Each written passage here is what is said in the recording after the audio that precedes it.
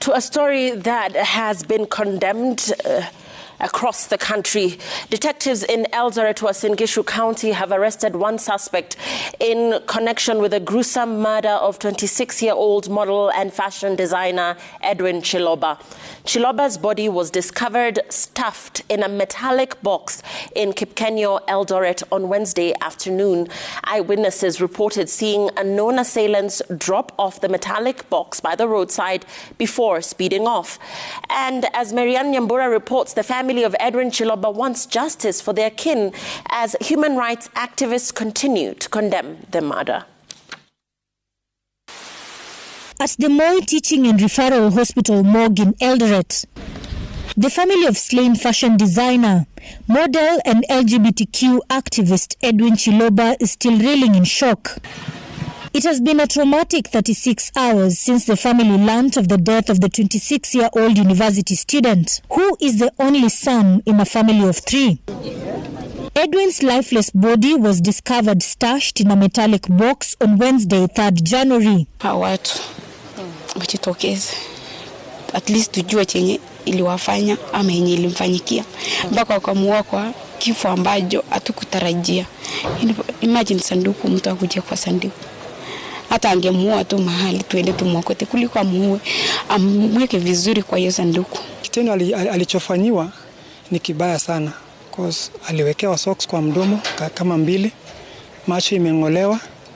Una kweli alifanyiwa kiunyama mbaya sana. Edwin's sister recounts their last moments together at an entertainment joint in Eldoret town on New Year's Eve. The reunion was, however, short-lived. Alikuja huko kuruka mwaka, and that's when we meet with him.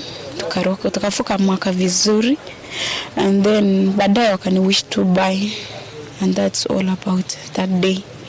From hiyo siku mpigia simu tena.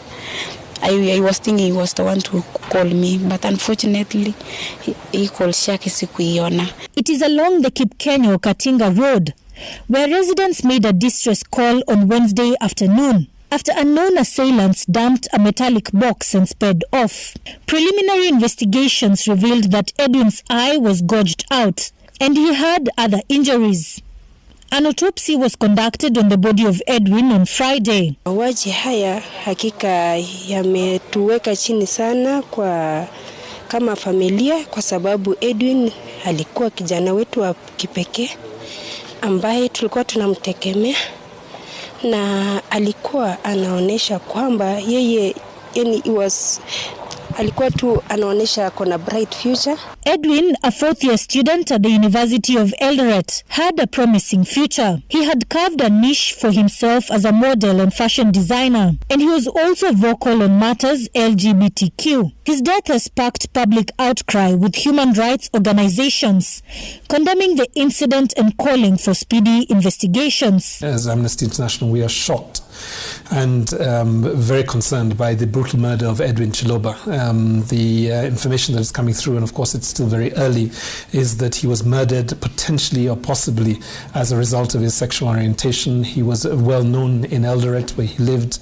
He had a business, a fashion business that he was involved in, and although it is too early to say whether this is another hate crime, it is another example of how LGBTIQ persons in this country still do not feel safe because of the high levels of homophobia. Police in Langas have arrested a suspect linked to the murder and are currently interrogating him as calls to unravel the mystery surrounding the murder of Edwin continues. A murder case in which many suspect was targeted due to his stance on gender choices and activism. Marianne Nyambura, Citizen TV.